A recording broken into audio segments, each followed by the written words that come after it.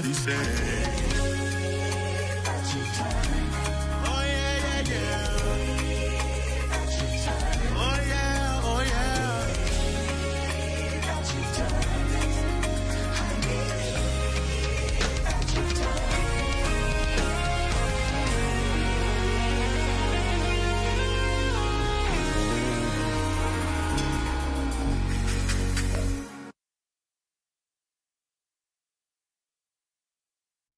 It's an initiative that has sparked a movement.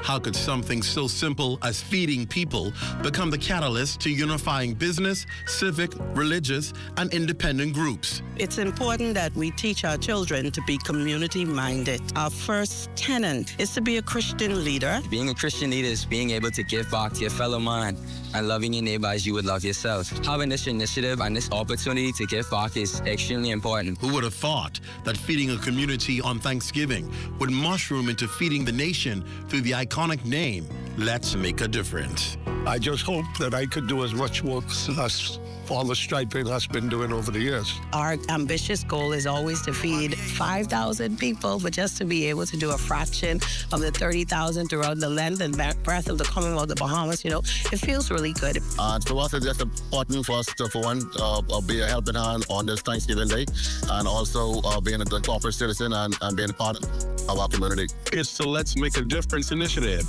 beginning Monday, March 23rd at 9 a.m. right here on the Zennias Television Network. At the 66 Steps, I'm Matea Cunningham. This is ZNS.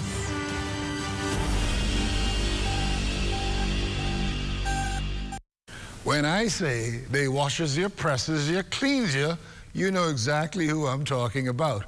But what drives those two talented women behind those ads? You'll find out in this edition of Legends, the Untold Story.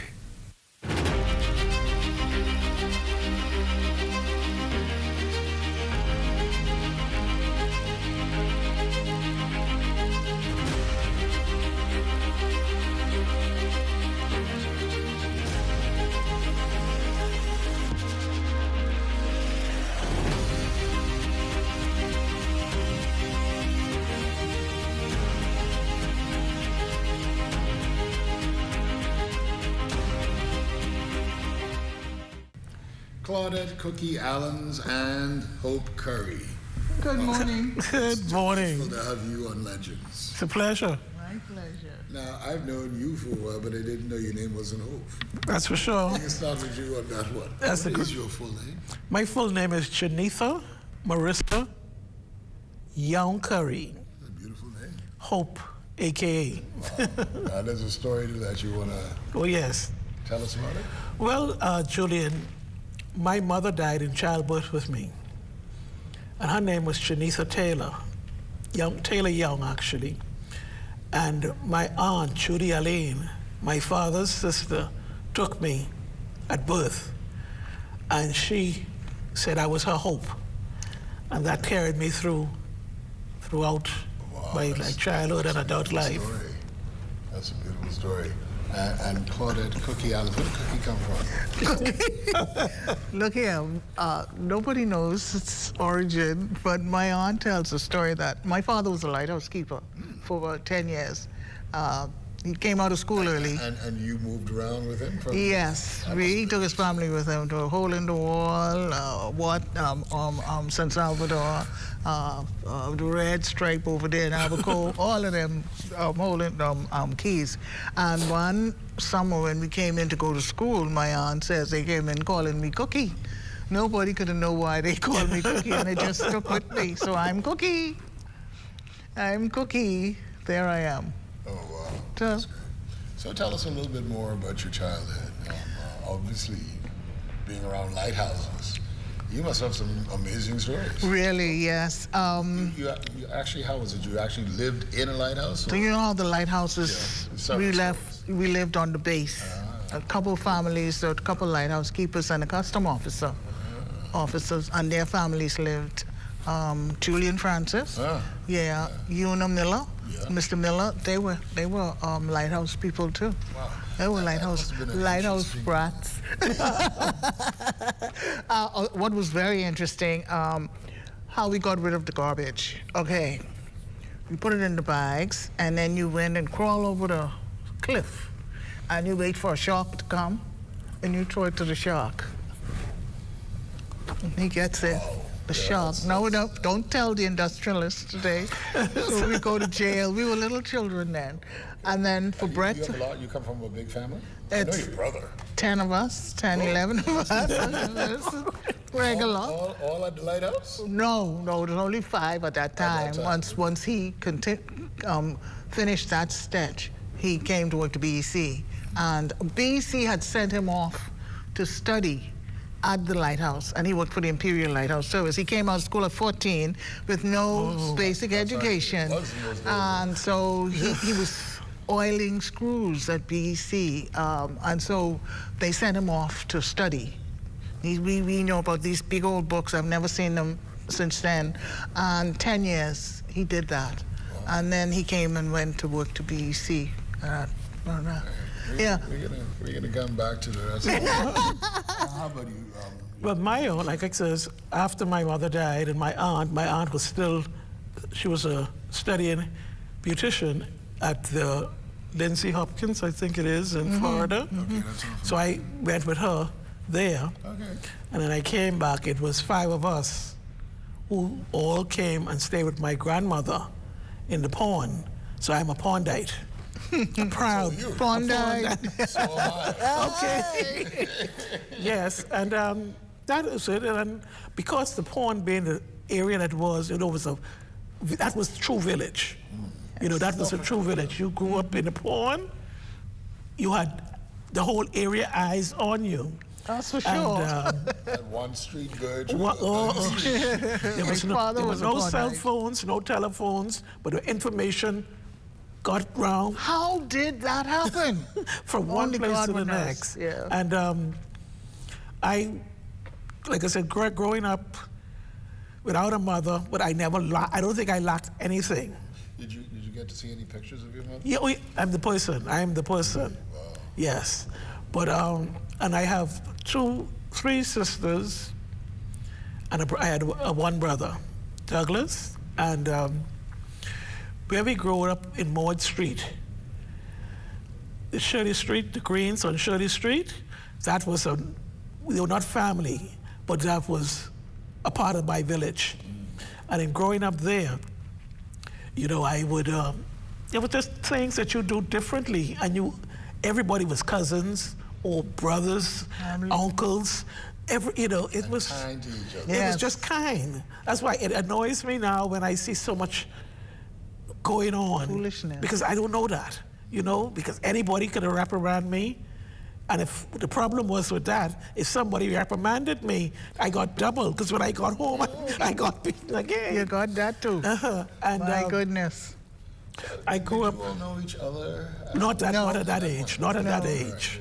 Not at that age. It was. And how about James? Because James Catlin come out of the pond. Well, I know James Catlin was coming out of the pond, being around the pond, but I never knew Cookie at that point. Okay. Cookie came into my life afterward. Actually, I was taken to her to grow me up. So my father grew up in the pond, York and Shirley Street. Yeah. We grew up in Hawkins Hill. Okay. With famous people like Tommy Robertson down. You're my cousin too. We grew up in Hawkins Hill. But again, all of the area was just one family. That kind of same thing. You go up there on Christmas morning with your, what the skates the name? Number, the roller skate with the key. And you come down that, and you got a bruised elbow, broken knee, everything. And forehead. You had to do, because you had to go in Hawkins Hill. So both of your childhoods were fun. Yes. Oh, yes. A lot of it. A lot of correction. Oh, yeah. And a lot of manners and respect for elders in the community. And like she said, everybody could give you correction and report you to your parents or give you a cut behind, and when you get home, you get another cut behind. Yeah, so you ain't supposed to get you that. ain't supposed to get it, and you was rude to somebody. Ooh, boy, that was the worst thing to happen today. Oh, my goodness. Where did we go wrong? That's a quote. And I guess people could think that we were very old, but it seemed to happen like overnight. Yes. Overnight. People Same just that. don't say good morning. I mean, for me, Oh, most wow. Bahamian people, you say good morning, they even realize Yeah, you say it. say It's a it. reflex. That's Automatic. for Yeah, sure. That's for sure. You pure manners and respect. And that, what they tell you, manners and respect will take you through the world. And that was the key for our whole life. You know, we lived it. And we had to. Because if somebody miss and tell somebody something, my friend, I would get home and they have, like you say, ain't no phone, Ain't no phone, ain't no so that this, no information that. got And my around. friend, how I get home, only the good Lord knows. We're going to have to take a quick break for a segment. Stay with us, talking with Cookie and Hope.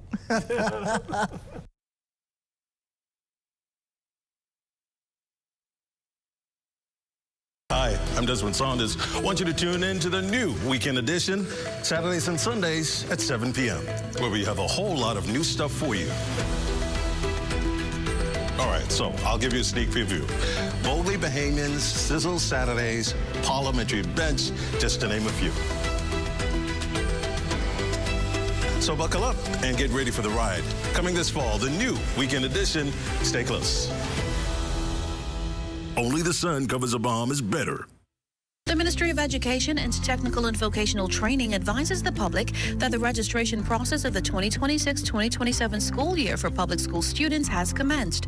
Parents are urged to register their children before the deadline of the 31st of March, 2026. Here's what you'll need: your child's proof of identity, immunization card, their most recent transcript or report card, parents or guardians' proof of identity. Register before the deadline to ensure a seamless transition into the new school year. Don't delay. Register today. Welcome back. Cookie. Yes. You and your 5 siblings at the time, after being at every time else in the Bahamas, Yeah. come to the house in the barn. Yeah, and no, we come to Hawkins Hill. Oh, sorry, Hawkins. Yeah. Daddy was from the barn. Yeah, yeah. So we come to Hawkins Hill. My grandmother lived on Hawkins Hill, Nora Archer. She was a Methodist, go to Ebenezer Methodist Church. You related to the Archers? Yeah, yeah. Okay, all right, Yeah. that's interesting. Good grounding. Yeah. And you have memories of that time? Oh, yeah. 5 years old. 5 and 6, and we went to Eastern Preparatory School number 1. Where was that? School Lane in the back of the Tribune. Okay. Yeah, I think so Miss that's Sadie down the road. Curtis. You could have walked there. Yeah, all the group, the whole gang of people used to walk on That's it. Hawkins Hill to that school. And tell me some of the people that went to school with you around that time. Who's them now? Why you want to put me to that? It's oh my God, I can't remember That's all the all time right. right there. But you went from there to where? Eastern Junior and Eastern Senior. Wow. So, And then, yeah. and, so- and your high school? I didn't go to high school. I worked for a year as a sales clerk in Cole Thompson Pharmacy to make $1,000. That's so the one that I was could. on Market Street? I went to a couple of them. Okay. Yeah, so I could make $1,000 to pay for typing school at Skinner Secretarial School. Okay. And then I went to Secretarial School for a year. And then after that, then I came out into the world. That sounds like What about your school days? I went to Shirley Primary on Shirley Street, which is now the post office. Then I went to St. Matthew's. St. Matthew's is one of the Anglican schools. St. Matthew's Day School. Right. Yeah. And then after that closed, I went to Donald Davis. Okay. All right. From Donald Davis, I went to, they sent me to the C.C. Streeting. I should have gone to R.M. Bailey. So I went there, and that was when my rebelliousness started to show. And I rebelled because everybody else who lived in that area went to R.M. Bailey. So I went to the ministry. Now, what was your rebellious period like? What was rebelling like? Oh, I went because nobody could tell me why everybody else from the East went to R.M. Bailey, and they sent me to C.C. Sweeting. And at that time, C.C. Sweeting was the big dollhouse. Oh, yes.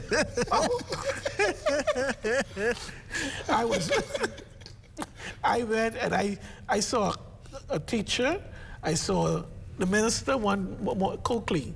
Okay. Was going, and I said to him, why is this happening to me? And he said, no, it might have been a mistake, but maybe my parents should go and At this time, my mom didn't even know I was doing this. I went on my own. Oh, wow. I used to see. And how old were you? At that time, I was just a little over 14. Oh, wow. You were. Oh, yeah. I used to watch Fred Mitchell and Sean McQueenie. I always liked politics because I came from a very politically inclined family. And so I used to see how they act. So I said, well, let me try this. And it worked because I went to C.C. Streeton for 1 year. And then I was moved to R.M. Bailey. Wow. Oh, yeah. And then I got into R.M. Bailey, and it was a group of us, we call ourselves the change agents. You know, they had us in the bib, the uniform was the bib, and we again wrote the minister and said, we are all teenage girls now. Why are we wearing a bib? And that was when they removed the bib. And we had the back? I was one of the members of the back. Oh, wow, that's amazing. Yes. So when you finished with school, what's your first job like? Well, at that time, I was like, you know, I met a young man. Oh. And so, immediately after, so I got married early. This is my maid of honor. Okay. Yes. Well, let's back then. Okay. When did you two meet? Well, we met at the Dundas. Oh, so this was a friendship formed in In the theater. Yes. How old were you around what year was this? Oh, so early 70s or late Yes, 60s. yes. Yeah. Okay. Yeah, So- late so 60s. What drew you? Did you always know that you were funny? No. No. You didn't know. What? Yeah, What did you think about? No, I say to people say to us how we talk. I say, well, we are good friends. So one, she's my children's godmother. Yeah. Okay, she's a good friend, confidant. You know, I say to people all the time, if anything should go amiss with her head, I have to keep her. It's like, she knows everything. She knows everything. I'm looted. Okay, but yeah, Vincent Saunders took me to the Dundas. And How did you meet him? he used to frequent a store that I worked in. And he was at RM. He was at RM. He was at RM Bailey, but I was scared of him as a teacher. But when I saw him out, I said to him, I like acting. Now, you know, it was the art festival. When did you know you like? When did you? The art festival. I was in that now, and I can remember the very first thing I did in the art festival, right? It was a Raisin in the Sun, a piece from the Raisin in the Sun, and I can remember the gentleman that did the adjudication, Trevor Marshall. Oh. I can remember what he wrote. Stick with it, kid. You have talent. Wow. I always remember that, and that was when I met Mr. Saunders, and he took me to the Dundas. And when he took me as a little girl to the Dundas, I was turned over to Cookie and Sammy Bethel. So you was already there. How'd you get there? Okay, on my first job, I met a young man by the name of Charles Larota, who was a member of the University Players. The extramural department of the University of the West had some classes, acting, a course in theater. A group of Bahamians took part in that workshop, participated, and at the end of the workshop, they didn't want to disperse. They wanted to stay together. They stayed together and called themselves the University Players. So when I got to my first job, Charles said, and I said, my father was very, very strict. Couldn't go nowhere except for church. No, I'm saying that, like, I could say that now because at that time, that's what I felt. You only could go to church. You know what I mean? So, and that's what happened in those days. Anyway, you know, you could go. Yeah, I'm saying. So, I'm sure that he would have been okay if it was something lucrative that I wanted to do. So I joined the Players, and that was fine. But I didn't go to be on no doggone stage. I go on there to get away. I go to get out the doggone house. So they brought, at that time, Susan Wallace was writing, Telsine Turner was writing, all of these young, they were in the teachers' college and they were doing them as courses or whatever. And Susan's play came to us to read, the chance, and I read. And the next night, the next rehearsal, they give me the script, say, you got this to do. I said, I must be doing no doubt. Right there, we got to take a quick break. Oh, yeah, you going from EE to E. We'll be back with more. It's an initiative that has sparked a movement. How could something so simple as feeding people become the catalyst to unifying business, civic, religious, and independent groups? It's important that we teach our children to be community-minded. Our first tenet is to be a Christian leader. Being a Christian leader is being able to give back to your fellow man and loving your neighbor as you would love yourself. Having this initiative and this opportunity to give back is extremely important. Who would have thought that feeding a community on Thanksgiving would mushroom into feeding the nation through the iconic name, Let's Make a Difference? I just hope that I could do as much work as Father Striping has been doing over the years. Our ambitious goal is always to feed 5,000 people, but just to be able to do a fraction of the 30,000 throughout the length and breadth of the Commonwealth of the Bahamas, it feels really good. To us, it's just important for us to, for one, be a helping hand on this Thanksgiving Day, and also being a corporate citizen and being a part of our community. It's the Let's Make a Difference initiative, beginning Monday, March 23rd at 9 a.m. right here on the Zaragoza Television Network. And we're back with Hope and Cookie.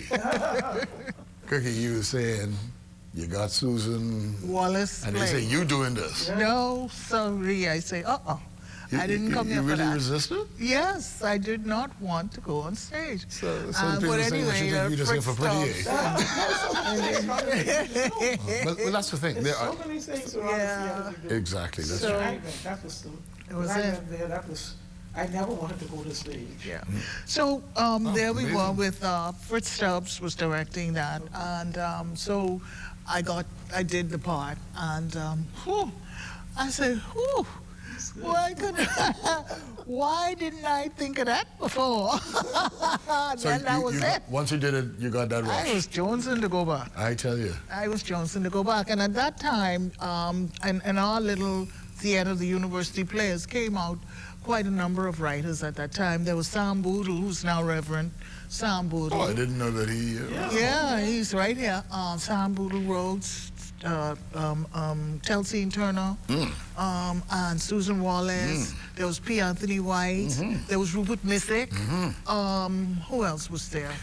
And all of these. What you're bringing up now is the richness of culture that we have. Yeah. And like people, kind of like theater is something exclusive, but it isn't. And well, as you both know, I mean, what are we seeing today? The amount of young people who are actually showing their talents is all over the place. Is amazing.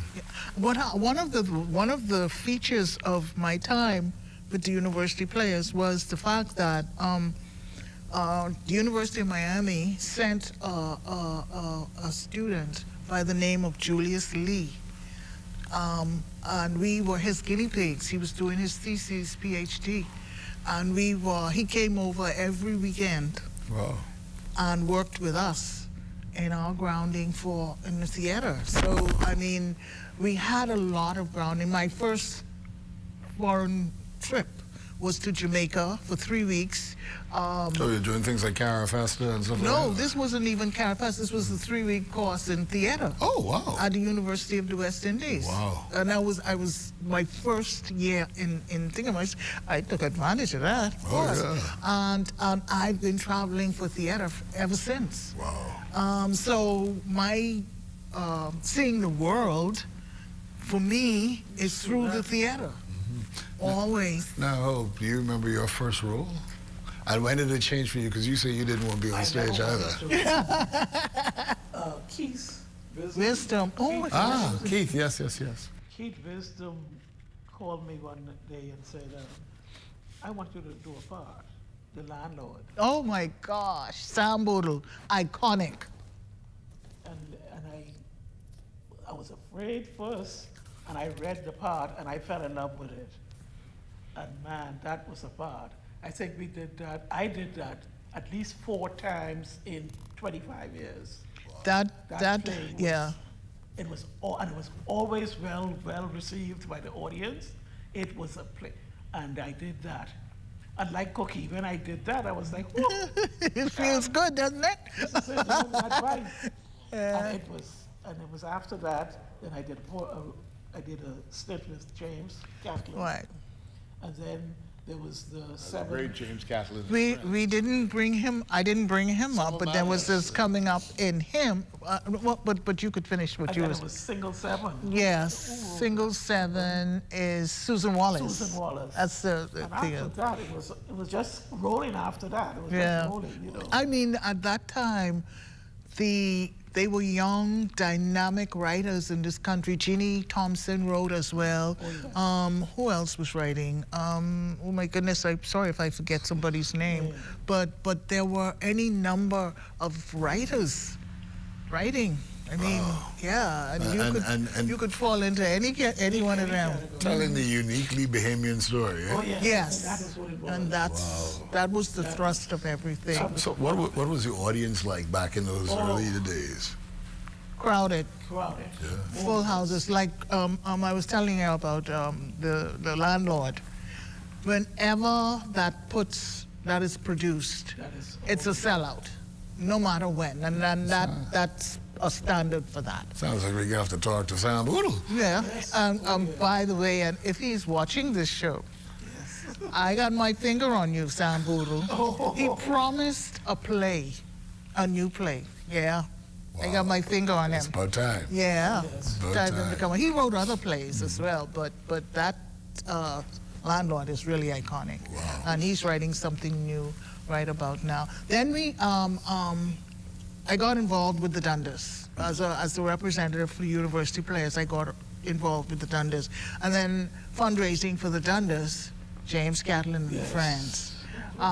He produced, he brought together as a fundraiser for the Dundas, and he started this group. So that's how that started? Yeah, as I remember, if my good old memory correct. And for me, what I remember was when we always, in talking, we forget to mention, not only was the Dundas for performing arts, the social season, the black and white ball. Yeah, it came in as a result. That was the number one thing. If you went to That's the a fundraiser. Yeah, I'm going to tell you, listen, I did go to it once, and I don't think any of these balls they got today could match that. That was something. Well, let's just keep our fingers crossed about If that. they could bring it back. Eh? Yeah, let's keep our fingers crossed about that. So if anybody listening, our fingers are crossed.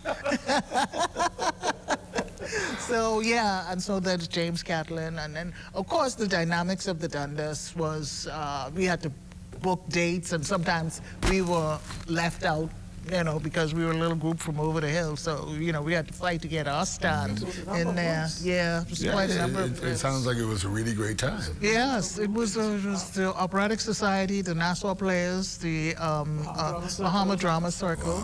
And then, Shirley Hall Bass was performing. Yes. Alex Sabine. I remember his daughters went to school with me. So there was a lot going on, and they're open to the public. Independence, 1973. Did you all participate in anything? Well, No. I was in it from school. Okay. I was in the flag tableau, Shirley Primary School. I was a part of the Pioneer Drum and Bugle Corps. Oh, that was a dynamic group. That was the group. I took part in that. I was the female drummer in that. And then I was with the Girl Guides. So I had three performances in one night. In one night. I hope you got the pictures. My mother had a Galaxy car. That was my changing room. She was at the end of the 40. You ran around, change, run back up, and all that kind of stuff. Yeah. We're at the end of another segment. We're going to be right back. We finished? You believe it, eh? We'll be right back. The internet isn't just for surfing. There's a sea of shoppers buying online, and you can connect with them on Tingsy. Tingsy is the SBDC's online storefront built for Bahamians. Take your business to the next level by selling to customers online, both at home and around the world. People want Bahamian things, and if you got things to sell, sell on Tingsy. Find out how you can connect with a sea of buyers by visiting TingsyBahamas.com. We'll be back in the final segment of this show, but we've got more to come in another show. Can't have just one show with these two people. But anyway, you were telling me off camera about this moot thing you did, right? And you said Keith Bell ended up winning the... Keith Bell was the studying student at that time. I think they brought in students from whatever, and it was a moot, and we were called to ask if we would participate. They gave us the scenario of the court case, and we had to play the role of certain people. I remember I had that court for myself because I break down crying and all kind of things in that courtroom. Even it was Henry Boswick, the late Henry Boswick. Yeah, they were sitting right there. I never been to court in my life. So that was, for me, something brand new. Not brand new, brand new. And come here, the visitors complaining. They was complaining. They wasn't very happy with us because we was beating them right up. They were never won. I think they won. I think we did that on about two occasions. And we both times the Bahamas won. Do you have any idea how many productions you've been in? And I know you've been in TV shows and films. 100? 100, about, maybe more? I almost. Almost. 50 years, so if she did 2 a year, that's 100 odd. Almost. Yeah. But it was just so many different things that you did, you know. Yeah. What I want to know is when the comedy came, because obviously you were straight playing actresses. So when did the comedy come? But we're going to have to talk about that in the second part of this interview with Hope and Cookie. And that's going to be next week, so you're going to have to tune in next week, because that's when we're going to talk about how the superwash and all that came to be. So we'll see them then? I want you to take it away from me for the next show, ladies, please. If you want to know how it happened, you got to watch, that's all. Cookie, don't talk all, okay? Just... Yeah, they got to calm me down a little bit, because I talk the whole story. I don't talk someone keeps some, I talk everything. So see you next week. See you next week.